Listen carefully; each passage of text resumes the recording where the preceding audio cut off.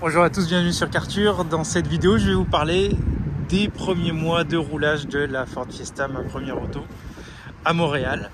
Les points positifs et les points négatifs.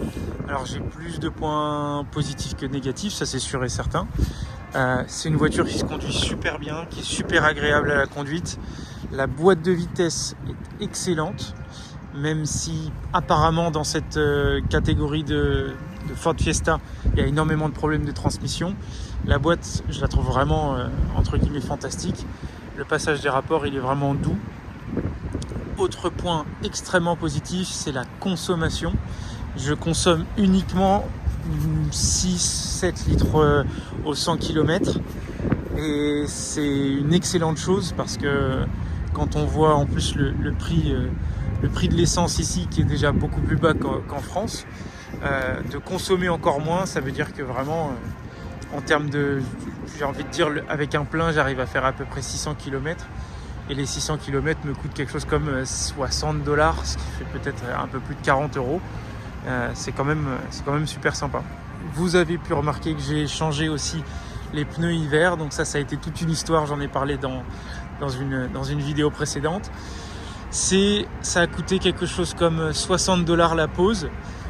Moi je les trouve assez bons, mais malheureusement la personne qui était censée me poser les pneus m'a dit que selon lui il devait poser une garantie dessus pendant 3 mois et il me demandait d'acheter de nouveaux pneus.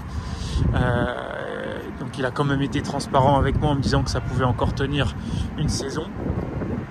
Donc voilà, je les ai simplement changés pour $60 et j'en ai pas eu pour du coup $600, ce qui était avant taxe, ce qui était normalement prévu. La voiture, donc vous la voyez comme ça. Alors, elle est assez étroite à l'intérieur. L'ergonomie n'est selon moi pas terrible. C'est plus une 2 places qu'une 4 places. Le coffre est assez grand.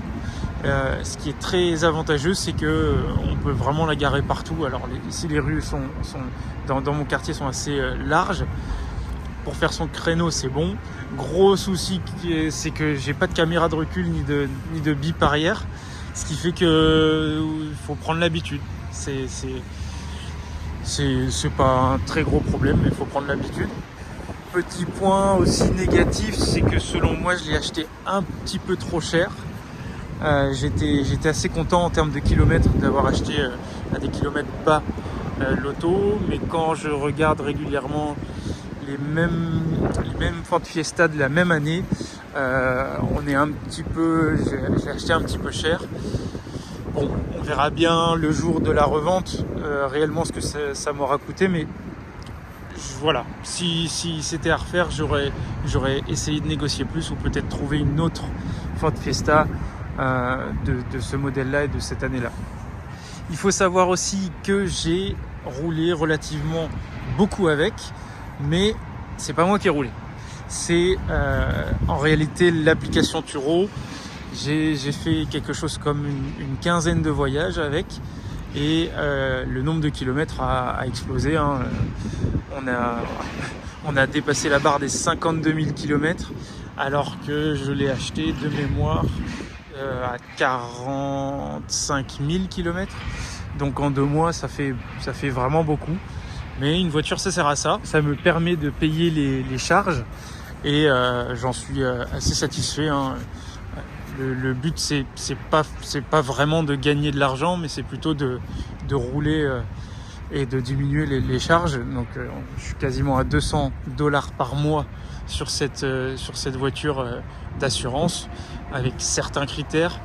Donc ça amortit ce coût-là, d'autant plus que ça amortit les amendes que je me prends, ça amortit le fait que je l'utilise pour faire des courses, etc. Donc on verra bien et on fera bien le bilan total de combien la voiture m'a coûté, mais voilà, j'en suis vraiment satisfait dans l'ensemble, dans la conduite qui est très économique, dans l'agrément de conduite. Ça manque bien évidemment beaucoup de punch sur l'autoroute. Quand on a envie de dépasser, c'est sûr que c'est pas l'idéal. C'est pas l'idéal, mais pour une utilisation on va dire, quotidienne citadine, ça fait largement l'affaire, c'est très économique et c'est pour ça que je la conseille dans cet aspect-là. Après, c'est sûr que sur le long terme, je m'attends notamment cet hiver à devoir avoir certains frais à prévoir. C'est pour ça que je ne vous la conseille pas à vous personnellement qui regardez cette vidéo, parce que j'ai toujours ce gros point d'interrogation sur la transmission. Normalement, c'est quelque chose qui est relativement courant sur ce type de véhicule, donc c'est pour ça que je vous recommanderai pas. Parce que si dans 2 semaines ça pète et que j'en ai pour une grosse facture, bah là je ferai pas la même vidéo du tout. Voilà. Donc vous voyez, moi je mesure 1m75, donc je conduis assez proche du volant. Quand on recule le siège du conducteur, on arrive, voilà, il n'y a pas énormément de place, on ne peut pas non plus rouler, selon moi, 600 km sans avoir un peu mal au dos. Voilà. Je suis bien évidemment très curieux de ce qui va se passer en hiver. J'ai commencé à déneiger la voiture quelques fois. C'est une sacrée expérience. J'attends de voir ça, de le partager avec vous. Bien évidemment, si vous arrivez à Montréal, je vous mets le lien tout de suite de Carkov. C'est le site web que j'ai créé afin que vous puissiez vous-même trouver votre première auto comme moi à Montréal.